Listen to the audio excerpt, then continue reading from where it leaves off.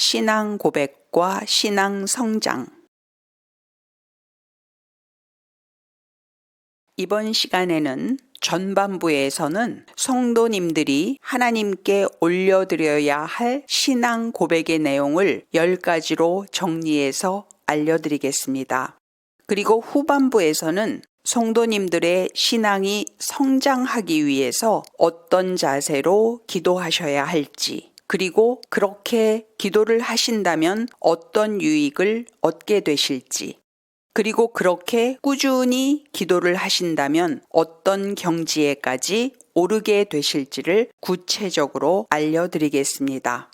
신앙 고백. 1. 하나님은 온 우주를 창조하신 창조주이십니다.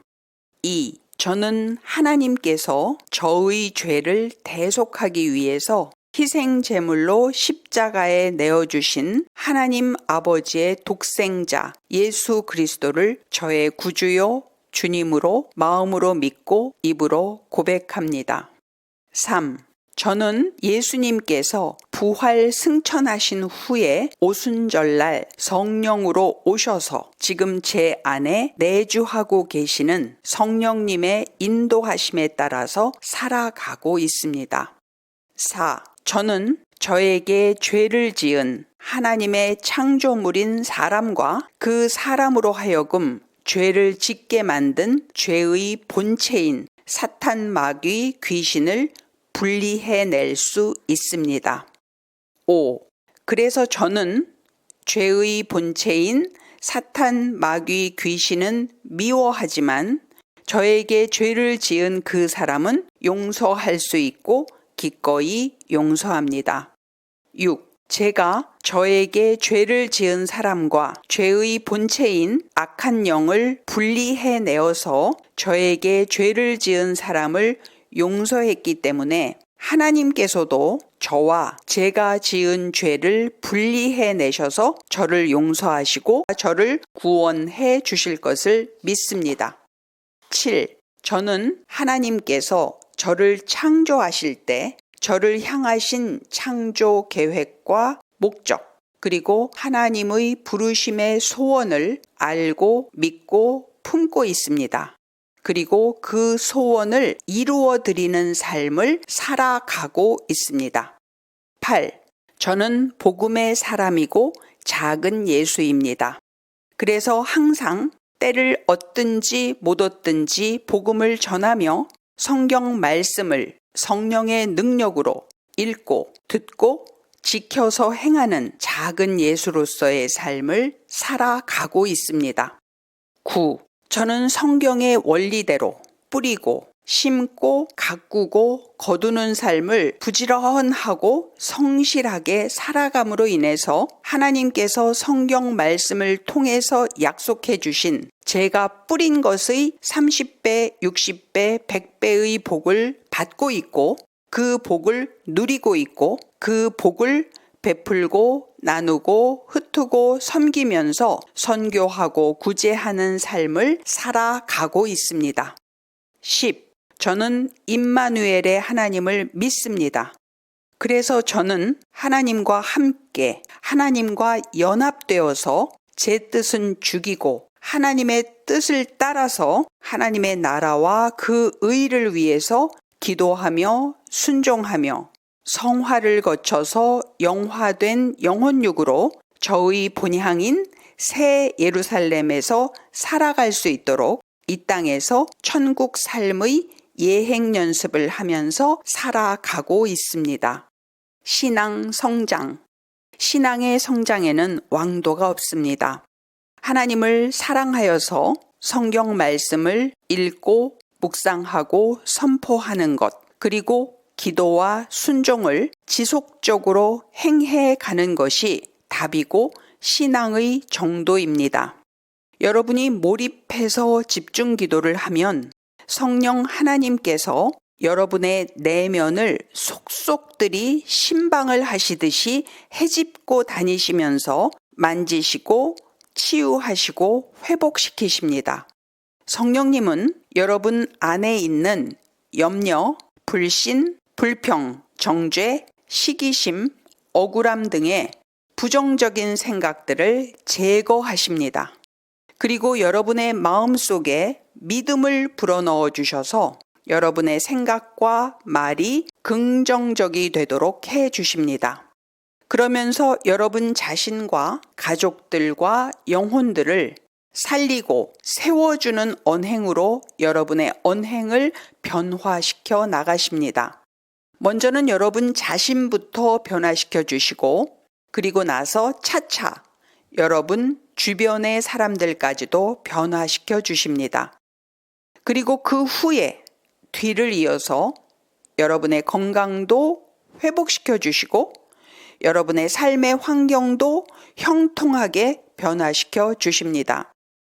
처음에 기도를 시작하실 때는 도무지 바뀔 것 같지 않았던 사람이나 환경이 여러분의 생각과 말과 행동과 습관이 긍정적, 적극적으로 변화되어 감에 따라서 조금씩 바뀌어 가다가 어느 때에 가서는 기적과도 같이 확 바뀌는 역사가 일어납니다. 그러고 나면 여러분의 입에서 이런 탄성이 흘러나올 것입니다. 세상에, 내 마음이 이렇게 바뀌고 저 사람이 저렇게 바뀌고 내가 처한 환경이 이렇게 바뀔 줄은 상상도 못했네. 그러나 많은 성도들이 이런 경험을 하지 못하는 이유는 그렇게 변화될 것을 확실히 믿고 인내와 집요함과 갈망과 소망과 열정으로 돌파가 될 때까지 꾸준하게 기도를 해내지 못하고 이타적인 사랑을 실천하는 삶을 꾸준히 살아내지 못하기 때문입니다. 성삼위일체 하나님은 한 분이십니다. 위경만 서로 다를 뿐입니다. 첫째, 하나님과 우리 성도는 부모와 자녀의 관계입니다. 둘째, 예수님과 우리 성도는 신랑과 신부의 관계입니다. 셋째, 성령님과 우리 성도는 멘토와 멘티의 관계입니다. 여러분은 성삼위일체 하나님과 늘 편지를 주고받고 전화를 주고받고 내적 대화를 주고받는 친밀한 사이가 되실 수 있습니다. 이 험난한 세상 속에서 세상의 급류에 휩쓸리지 않고 심령 평강을 유지하고 희락을 누리면서 살 수 있는 유일한 길은 바로 성삼위일체 하나님과 직통 연락선이 유지된 상태에서 사는 길입니다. 이렇게 살아가신다면 여러분은 영육 간에 여러분과 여러분 가정의 축복의 통로가 되실 수 있으실 것입니다. 그러면 여러분으로 인해서 여러분의 가정과 사역이 반석과 같은 믿음 위에 굳건하게 세워지게 될 것입니다. 여러분이 기도를 시작하면 원수 마귀가 각양각색으로 방해를 할 것입니다. 그러나 어떤 방해 공작이 사람과 환경을 바꿔가면서 치고 들어온다고 할지라도 그 사탄의 방해로 인해서 눌리거나 무너지거나 포기하지 마시기를 바랍니다. 꼭 돌파해 나가십시오. 여러분의 육성을 죽이십시오. 여러분의 게으름을 타파하십시오. 그렇게 돌파를 거듭하시다 보면 그 어느 때에 가면 악한 영이 여러분을 잡아 끄는 끈이 툭툭 끊어져 나가면서 여러분은 천하무적의 영적 용사가 되어져 있으실 것입니다.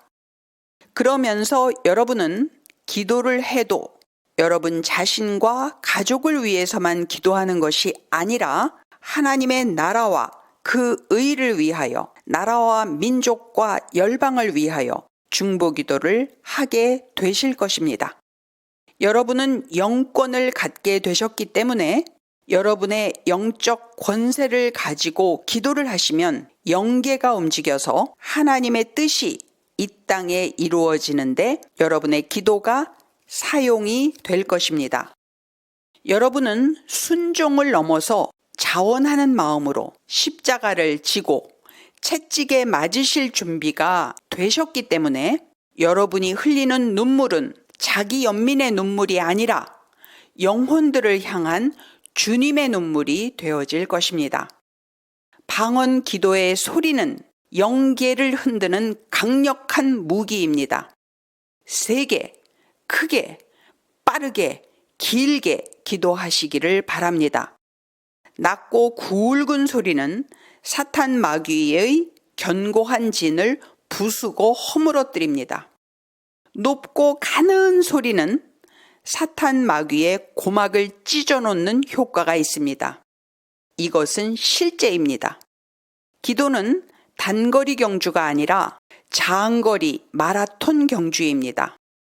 그러나 열정적으로 사력을 다해서 기도하는 집중 기도의 시간은 꼭 필요합니다. 그 시간 동안에 강력한 영적 전쟁이 치러지는 것입니다. 그러한 기도가 하늘 문을 여는 능력의 기도인 것입니다. 의심을 버리시고 지루함을 이기시고 강력한 기도로 밀어붙이시기를 바랍니다. 그리고 하루 종일 방언을 끊지 마시고 입속으로라도 계속 하시면서 생활하실 것을 권해드립니다. 중요한 것은 마음의 결단입니다. 하나님 아버지, 저는 주님을 사랑합니다. 이제 제 남은 인생은 주님만을 위해서 살겠습니다. 제 인생을 통째로 주님께 맡겨드립니다. 주님, 저를 인도해 주세요. 이런 여러분의 마음의 결단을 하나님께 올려드리시기를 바랍니다. 여러분이 하나님한테 이런 기도를 올려드리면 환경적으로는 오히려 거꾸로 가는 것 같이 안 좋은 일들이 연이어서 일어날 수도 있습니다. 그러나 이 모든 일은 당연한 통과 의례이고 대가 지불입니다. 이 또한 지나가는 과정이고 사탄의 가로막음이며 마귀의 속임입니다. 개가 짖어도 기차는 간다는 생각으로 무쏘의 뿔처럼 돌진해 나가시기를 바랍니다. 그렇게 기도하다가 보면 어느 날 갑자기 남편이 또는 아내가 예뻐 보일 것입니다. 더 잘해주고 싶어지고 내 몸같이 여겨지게 되실 것입니다. 남편이 또는 아내가 여러분에게 잘 해주거나 착해져서 그런 마음이 드는 것이 아닙니다. 상대방의 어떠함과 관계없이 그냥 여러분 안에서 그런 마음이 솟아 올라오는 것입니다. 그러면서 웬만한 일은 웃어 넘기실 수 있게 되실 것입니다. 그런데 희한하게도 여러분의 마음이 바뀌고 나면 시차를 두고서 여러분의 남편 또는 아내의 마음도 점차 바뀌어져 갈 것입니다.